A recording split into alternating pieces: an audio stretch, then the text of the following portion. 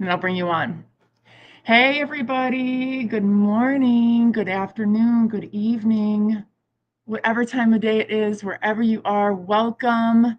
For those of you who are here live, thank you. It's great to see you. We're delighted. And for those of you who are watching this on the replay, consider us available at any point in time for your questions or thoughts about the Oprah special. And sorry, I'm trying to turn this air conditioner off. I'm coming to you live from the Fairfield Inn in Bloomington, Indiana, because I am spending the day with one of my very, very, very best business besties, Josh Houston, and we're going to come up with all the ways to save the world today. And but I couldn't resist the opportunity to get Rachel up here with me to talk about the Oprah special last night, because to me, well, I should preface it by saying that I was essentially raised by Oprah. I was raised by Oprah and Chuck Woolery. If any of you Gen Xers are here and you remember, of course you remember, what is it called? Love Connection? Oh my goodness gracious. So I would get home from school, latchkey kid, just like most of us, and turn on Oprah and then turn on Chuck Woolery. And that is how I learned in many ways, like how to be in the world. Like I studied Oprah and I love her. And so I'm really happy to talk about the special that she put on last night. I thought it was um, a really cool watershed moment for AI. But before I dive into that too much, I've got a couple of things that I want to tell everybody. Thank you so much. I see someone already scanned my QR code. So we have two things that we want to talk to you about today. One is I have been seeing, y'all, like the epidemic of unedited ChatGPT content floating around the internet, particularly on LinkedIn, is so bad. And I'm not here to like put anyone in a shame spiral, but what I am trying to say is that we all do so much to build our brands, our personal brands, our business's brand. And we're living in this trust economy, right? That's pretty much all that matters right now is, do people trust you? Do they trust you to do the right thing with their data? Do they trust you that you're still going to put effort and thought and empathy into the work that you're doing with them? And what stinks about it is that even if you're not, you're trying to engender trust with folks, but it's just, we're in this moment now with our AI tools where they're still the worst they will ever be. And so when you create content that demonstrates that you didn't put a ton of like thought into it, so maybe you put an prompt into ChatGPT or Claude or Gemini or Poe or Pi or any of them, Meta, you put a generic prompt and you're going to get generic content. The LLMs are optimized for average. You're putting those things out there that say like, in this ever evolving world, or exciting news, or beacon, or what else? Unveil, unleash, all the words. And so what I did, and sorry, this is going a little bit long. I've had this on my heart and needed to get this off my chest for a few days. What I spun up after doing like deep dives into how can we retain our soul in the writing that we put out there. And I think you all know that I'm not here to say we shouldn't use ChatGPT, or that ChatGPT and others aren't a wonderful opportunity to level up. I want everybody to get to, B+ writing. So I'm really speaking to the people whose livelihood is based on writing persuasively, right? And people who have crafted over, maybe decades, their writing voice. Right now, what I want for you is to be able to maintain that voice and use AI to sing your own song, but better. So I have this advanced AI writing course. It's in November. It's a very small group of people. This is going to be like intense. every day we are going to be changing the way that we write forever. And we're going to be doing that with AI, and it's going to be challenging to your self-identity. There's no doubt, because I'm going to be here to say, this piece of writing that you did with ChatGPT, it's not production quality the way that you want it to be. That's a confrontational moment, but then I'm going to teach you how to do it. And then toward the end, we're going to start seeing, and this is the tough part, we're going to start seeing how when we use AI partnered with our subject matter expertise and our decades and decades and decades of learning how to write persuasively, that our content is actually better. It will perform better. It will convert more. It will invite trust. It will make you happy. It will get your work done faster. So please check that out. In other news, I'm gonna pull something up right now. One, to assure you that despite my chatting about all of that, you are here in the right place. I am just putting up a little screen share really quickly. And in a second, I'm going to bring the powerhouse that is my friend and colleague and co-conspirator up on the screen. So you're in the right place. We're going to talk about the Oprah special last night. And yeah, and Rachel and I have been texting back and forth all morning about the topics that we want to cover, some of them which were covered in the special, some of which are just things that we are currently so fired up about. We can't keep it to ourselves.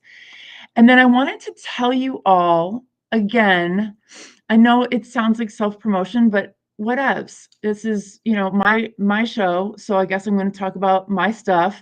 And this is what Rachel and I have put together for you all for fall. Some of you know that we did a virtual AI summer camp, and it, like, hearts are full. People are living in their power. They're doing the things that we hoped they would do. Quick anecdote is, one of our participants, about halfway through the course, she was at an event, and it was her and a bunch of guys sitting around the table, and they were, shit talking AI. And she said, whoa, whoa, whoa, hold up, guys. Like, here's my experience. And she was in a position to change the minds of like 12 guys who heretofore she might not have been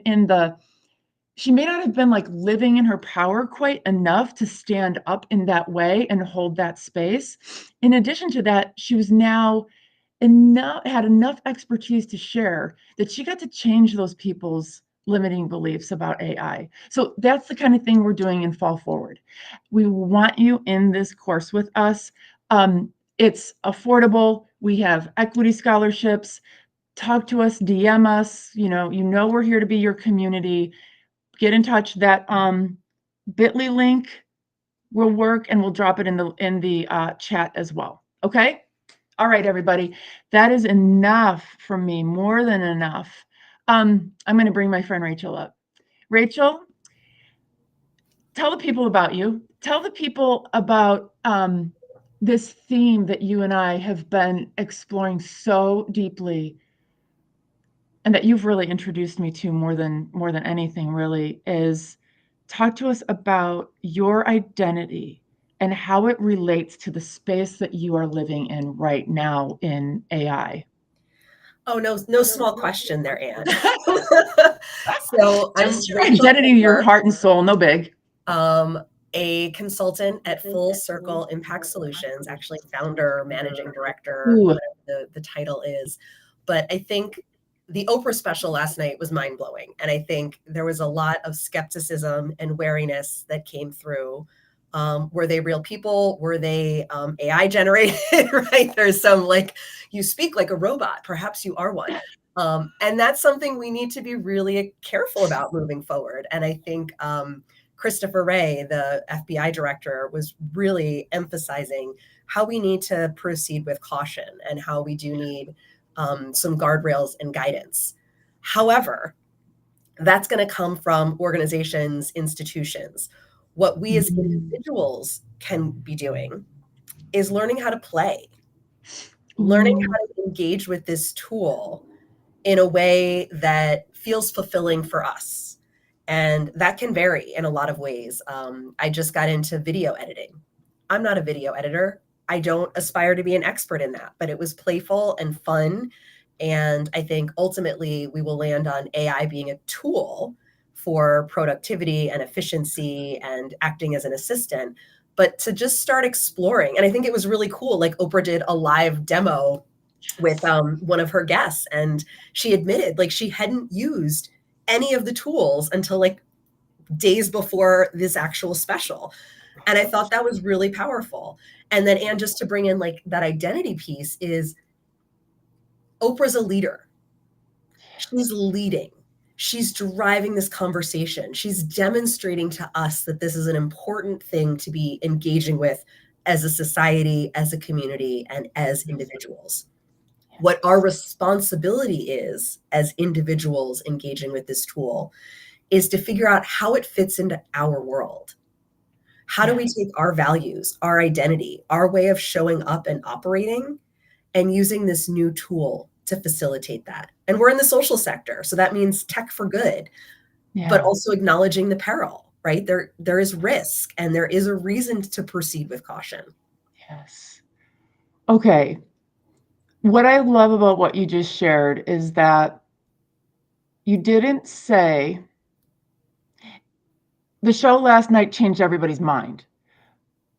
But what you said was that Oprah's shedding light on it, and she's showing up saying, this is all new information to me. And she was dazzled, and fear came up for her. When he was doing when he was showing, was it Sora? Was it Hey Jen? It was Sora. Yeah. I think it was Sora, or one. It was one of the ones that's like Sora that hasn't come out yet. Sora hasn't come out yet, but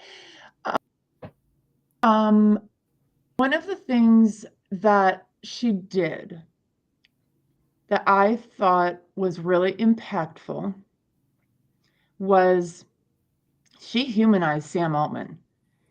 She teed him right up. She did not have to do that. What she said was, well, first of all, she was like, you just seem like such a normal guy. Like, some people say you're the most powerful man in the world, but here you are. You just seem normal. She's like, how does that resonate with you? And he's like, I don't feel like I'm the most powerful guy in the world, which, okay, and everything, but truth be told, you pretty much are. But what she said to him was like, what she said to him was she normalized him. And then she said, you don't look like me. I have concerns about the fact that this technology is guided by, in many cases, a bunch of guys, is what part of what she was referring to, but also a bunch of white guys, right? And it's not all white. And at the top of all the tech firms, I don't want to say that, but it is a lot of white guys, and it's definitely a lot of guys. And I was struck by the fact that Oprah even didn't have a woman up there at all. Besides the woman who's clearly never used AI. That was an unfortunate. Only creative also, right? Like there was a lot of uproar from the artists. They're like, well, where's our perspective in all of this? And I think that's where someone like Dr. Joy Buolamwini speaks out and founded the Algorithmic Justice League to say, you have a perspective.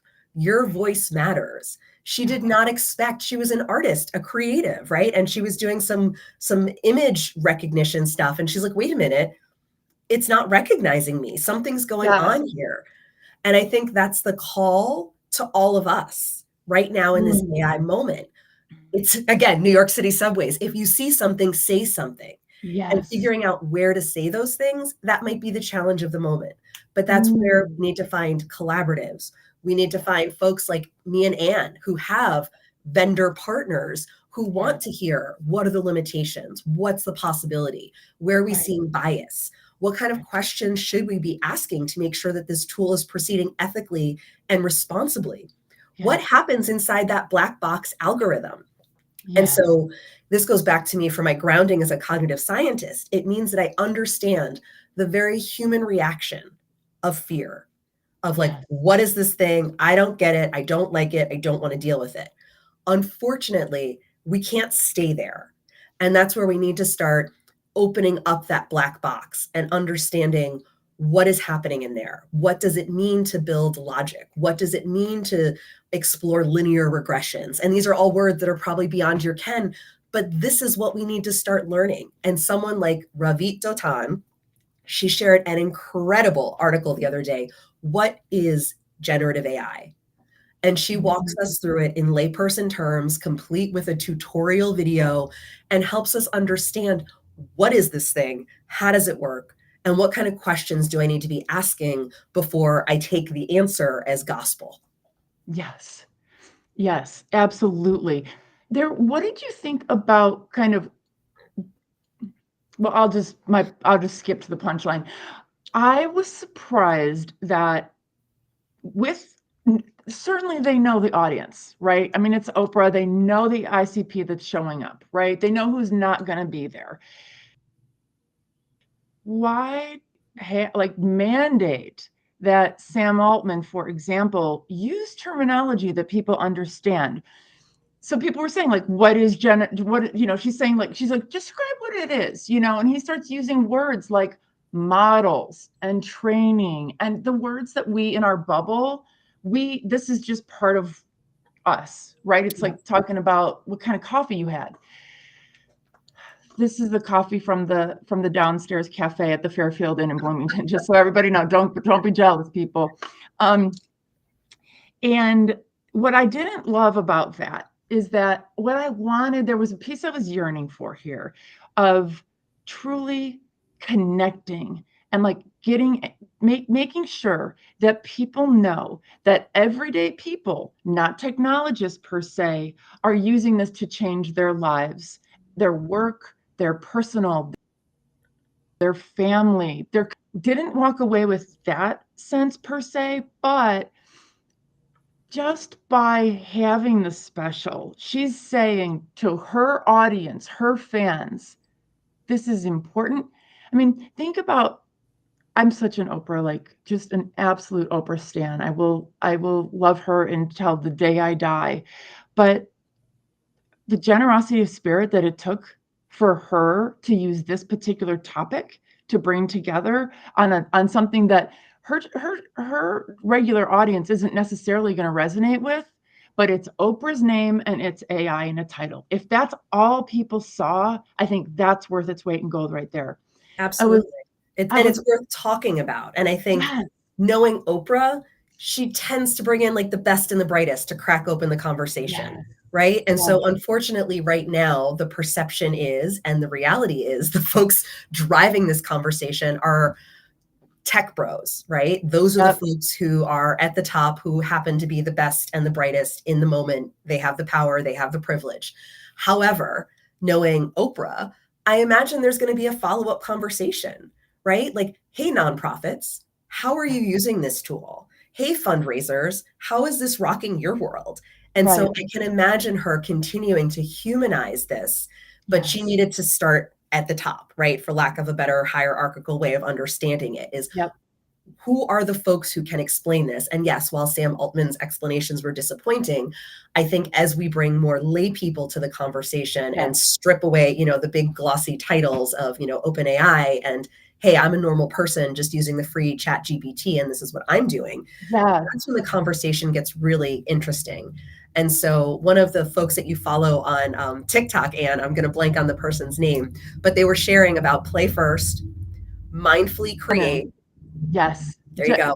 And then generously lead. And that's what Ann and I are here doing, right? Generously leading. We've figured out some things and we want to share it back with you all. But the challenge for each of you in your own work is to start figuring out, how do we mindfully create? And that goes back to your values, right? You're not Sam Altman. You don't need to run an organization into the future. You need to make sure that your workflow is efficient.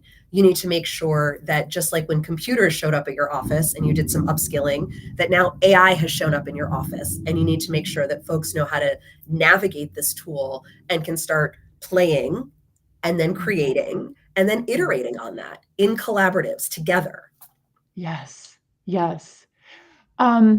I really appreciate what Jason just dropped into the chat about people are saying that AI is going to take my job. However, a new outlook is AI is going to take my job to a whole new level. Yes. Jason, yes, that is the quote of the day. Yes. That is everything right there. And it's our lives. It's going to take our jobs, our lives, our contributions to society to a whole new level. And by the way, that does not exclude the depth and the like our ability to manage the future, our ability to be in the game of having these conversations about what is scary and what is dangerous about it. That's part of it too. That's the whole new level. Yep. I want to give an example and ask Rachel to share. There have been a couple of really illuminating research studies recently, and I didn't know about this, but this is kind of an example of how we are retraining our minds, how we are leveling up what we expect of our technology and what we absolutely won't abide by.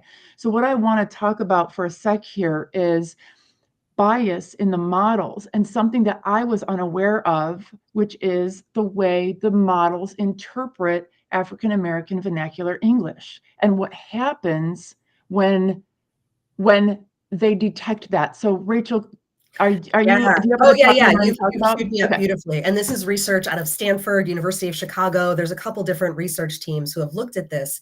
And we know that AI has overt bias, right? If you say you are a Black man searching for a job, it's going to offer you a certain level of professional recommendation. Whereas if you say I'm a white man searching for a job, it's probably going to go a different direction. And so that is overt bias. Covert bias is when you're just typing in whatever order of words, right? That's what the LLM, the large language model, is picking up. What is the order of the verbiage that you're putting into the prompt? There's different order for African American vernacular versus standard American English, right? I'm not doing the examples. You can Google it, look it up. But what happens if with whichever vernacular you're using, there's covert racism. So if you're using standard American English and you say, I'm looking for a job and I would like to put together a resume, it will direct you to white collar professional resources. If you type in that same prompt in a different vernacular, African American, you will get a different response. It will point you in a different direction. The same way covert racism does it very blanketly. If you say I'm Black or I'm white, covert racism does it without even taking that information. It just understands from the order of words that you put into your prompt, and it will direct you in different directions. What these researchers discovered is that when you try to correct covert racism, it just digs even deeper. And so that's where we have a problem with the models. These big language learning tools that have been trained for years by these tech bros are biased. And this is the way that bias shows up, is that this tool learned to interact with a certain type of person in a certain type of way. And if you are not that person, it's going to interact with you differently. Yeah. And that's a problem. That's a huge problem. This summer, I'm not ready for summer to be over, y'all. I keep thinking of things that are happening in October and November and going, oh yeah, later on this summer. But so I guess it's actually fall/winter. I'm doing some trainings through this organization called SHRM, SHRM, and it's like the Society of HR Managers. And so I've been asking around about, what are some of the pain points for HR, big, small, massive, doesn't matter. I don't care. I want to know what are some of the pain points for your role in HR. And one of the things that keeps coming up, of course, is, we are trying to build, these great candidate pools. And yet, we have to screen a lot of applications. And of course, there's a lot of exploration about using AI in that process. And, you see some of the ridiculous things where people, companies are saying, don't use AI on your cover letter. And it's just like, let's welcome to the 21st century. Or in the fundraising world, where Candid just came out with a report, 23% of private philanthropic institutions have decided that they are not going to accept AI-generated proposal submissions. Yeah, you know what? F them. If that's the case, good luck making a difference in the world. Like, good. Right, because we know that fundraisers, and then at the same time, we have all the research from the Center for Effective Philanthropy on burnout. Right? So how are fundraisers supposed to be writing 18 proposals and 20 reports and making phone calls and writing, making cold calls? It's incredible. And so if they can find some small efficiency by becoming a wonderful advanced AI writer and creating some really solid content with their AI assistant, why not? Why not? So I want to kind of take this one step further and kind of speak a little bit to what Jason shared. I have this quote on the screen right now. So one of the pain points that comes up with the HR managers is, how are we screening applicants?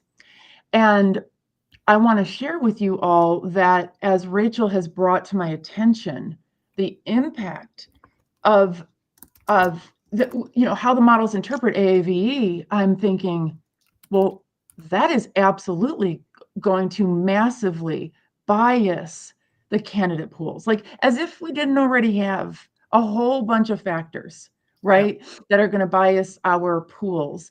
Think about just this one. If we are using AI to screen applicants, which, by the way, I don't know what AI they're using when they do this, but it doesn't really matter, because if it's like some kind of HR wrapper, it's still built on one of the foundational models, and it's still going to have, it's still trained on 40 years of all the crap people put on the internet. Let's unpack that a little bit, right? It takes a lot of time and money and energy to scrape the internet and teach the model what we expect it to generate. And so these models now exist, right? So ChatGPT 3.5 was a model that its data only goes to January 2022, right? Like, that's how long it took to train this thing so that we could use it and access its knowledge. So it's not a small lift. We're not doing it again anytime soon. The best we can do is start watching for that bias, making sure that we're feeding it back to folks and making people aware that these problems exist in our models. Leave us. I know you have an important meeting coming up here. And sorry, everybody, for being late. It's just, insert hotel Wi-Fi shenanigans. Leave us, if you don't mind, with something actionable that when we are working with any of these AI models, what can we do to, give us one thing to look for to detect bias? Oh gosh, that's a great question. And I think, safety testing is something that was a hot conversation with Oprah yesterday.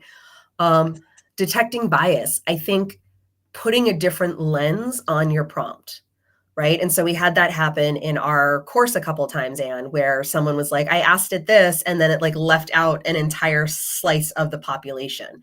And so unfortunately now, to make sure that those lenses are included, is to be very explicit about that, right? So one example would be like, I need a response that is applicable to a women's audience, right?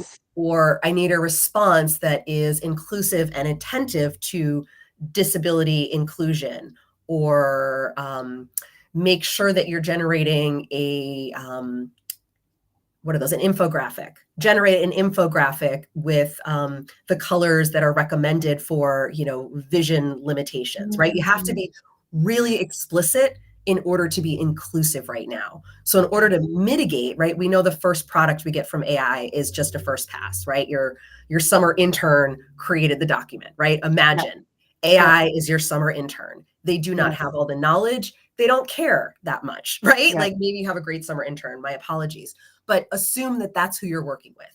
And so they bring you the product and you say, Did you think about equity? Did you think about inclusion? Did you check for bias?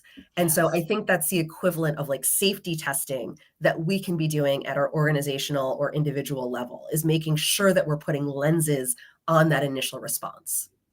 Rachel, I wonder if you and I could come up with some like, top 3, top 10, list of things to check for, because I was thinking about, I know I need to let you go, but I'll share with some folks about Dove's campaign to Yes. help us find normal women's bodies getting out of these models, which is actually quite difficult. Yes. Rachel, thank you. Thank you. I appreciate you. And I know I'll talk to you probably in 5 minutes. Yes, and such a fun conversation. If you didn't get to see the Oprah special, it's streaming on Hulu. There's lots of commentary out there. I think the biggest takeaway for me was around the same issues we had or continue to have with the ability to generate fake information, misinformation, and to just start increasing your caution as you consume, because it's only going to get more rampant, and we're moving into an election season. So proceed with caution, cross-check, triangulate, find real humans to talk to about these issues, because the internet and AI are not regulated, right? These are areas where folks can produce all kinds of things, and you need to be mindful, you need to be careful. Thank you, Rachel. I'll talk to you soon. Have a good meeting. Bye, friends. So you guys, I have a couple of examples. I appreciate, like, exactly, Craig. This is like you are speaking what is on my heart.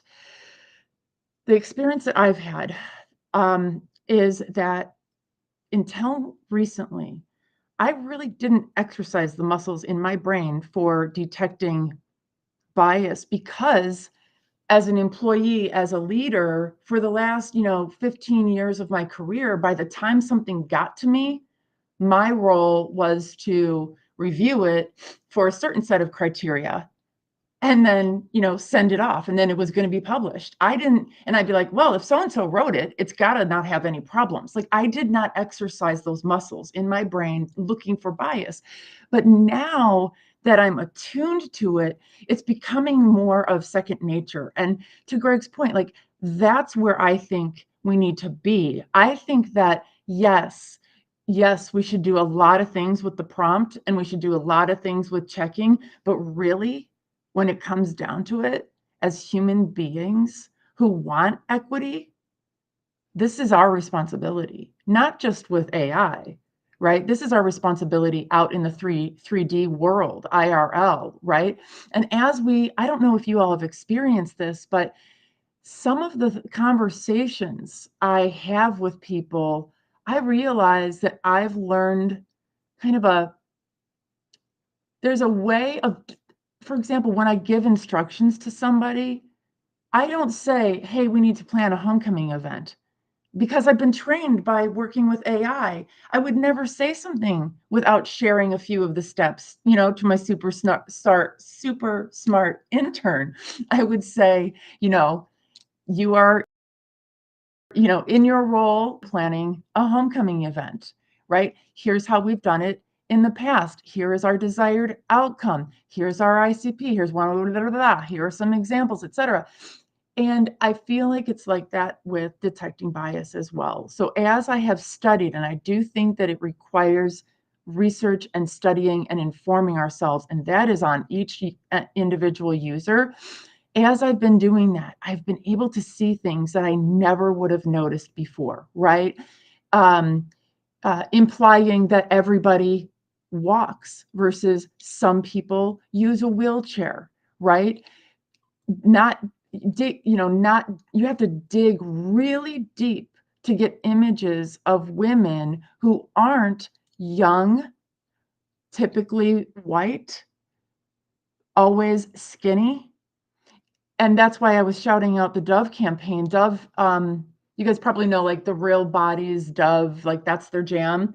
They put out a PDF, and I have the link, but I would encourage you to go looking for it, because there's other stuff, on there about how to prompt to not get the standard images, to get the images that actually look like real women.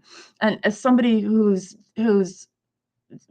slightly over 50 now, what I run into is there's such a lack of imagery out there on the internet for the past 40 years of people my age, that particularly in the last, like, until about 4.0, with ChatGPT, it's very difficult to get images that look like me because the internet is so filled with images of young women. That's what sells, right? That's who we are more likely to exploit. That's what makes money. That's what gets eyeballs. GPT, up until fairly recently, actually had a really hard time making photorealistic images of women my age. I mean, come on. It's still hard because if you say middle-aged or Gen X or 50-year-old or whatever, typically it puts a bunch of wrinkles on us, which I can't wait to get wrinkles, but I don't have them right now. Well, I mean, I do, but I don't have tons. Like, I don't have the wrinkles of like a 70-year-old woman. So you're an AI for now. There's no hyperbole. Yeah. Yeah, exactly. Exactly, Greg. So I want to say, like, train your brain for some of those things. Like Jay said, sure, ask for a CEO. It's getting better, but generally speaking, you're going to have to keep going and going and going. If you don't specify, a Black woman CEO, the white guys. But here we are now. We're the Dove campaign. Here's what I think about Dove, and their niche. I think that Dove's campaign has always contributed to sales. There's no possible way that they haven't, after, I don't know what, like 20 years of platforming women of all shapes and sizes. They have built quite the